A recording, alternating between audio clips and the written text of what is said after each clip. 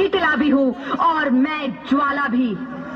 मैं ही पार्वती हूँ और मैं ही संतोषी और मैं ही हूँ अन्नपूर्णा।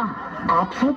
हाँ, ब्रह्मा जी ने हम सबको मिलाकर ही बेटी को बनाया ताकि मैं लक्ष्मी बनकर तुम्हें सुख समृद्धि दूं, मैं सरस्वती बनकर तुम्हें ज्ञान दूं, मैं पार्वती बनकर तुम्हें स्वाभिमान दूं, दुर्गा बनकर तुम्हें शक्ति दूं, काली बनकर तुम्हारे दुखों का नाश करूं, शीतला बनकर तुम्हारे जीवन में शांति लाऊं, ज्वाला बनकर तुम्हारे जीवन में रोशनी लाऊं और अन्नपूर्णा बनकर तुम्हारी जिंदगी को खुशहाल बनाऊं। और तुमने हमारी जिंदगी को कोख में ही खत्म कर दिया। हमारा कसूर क्या था? अरे हम तो तुम्हें कुछ देने ही आ रहे थे, क्योंकि तुम ही हमारे मंदिरों में आते हो, झोले फैलाते हो और तुम ही कोख में हमारी कब्र बनाते हो।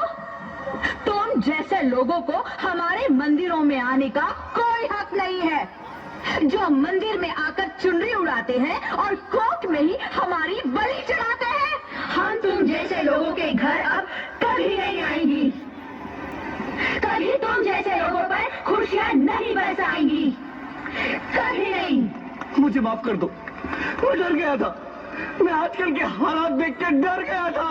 हालात को दोष मत दो मूर्ख, ये हालात भी तुम जैसे गंदी सोच के लोगों ने बनाए हैं।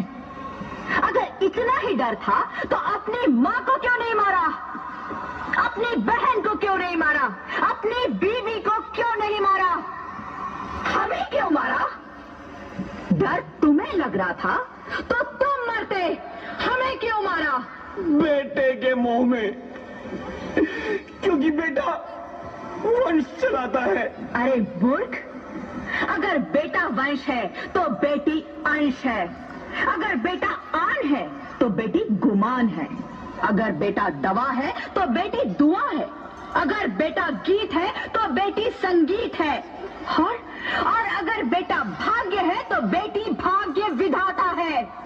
यहाँ सबको माँ चाहिए, बहन चाहिए, बीवी चाहिए, मगर बेटी क्यों नहीं चाहिए? जबकि ओस की फूंद सी होती है बेटियां, माँ बाप को जरा सा भी दर्द हो तो रोती है बेटियां। रोशन करता है बेटा सिर्फ एक कुल को, दो कुलों की लाज ढोती है बेटियां। फिर भी किसी को नहीं चाहिए बेटियां। क्यों नहीं चाहिए बेटियां?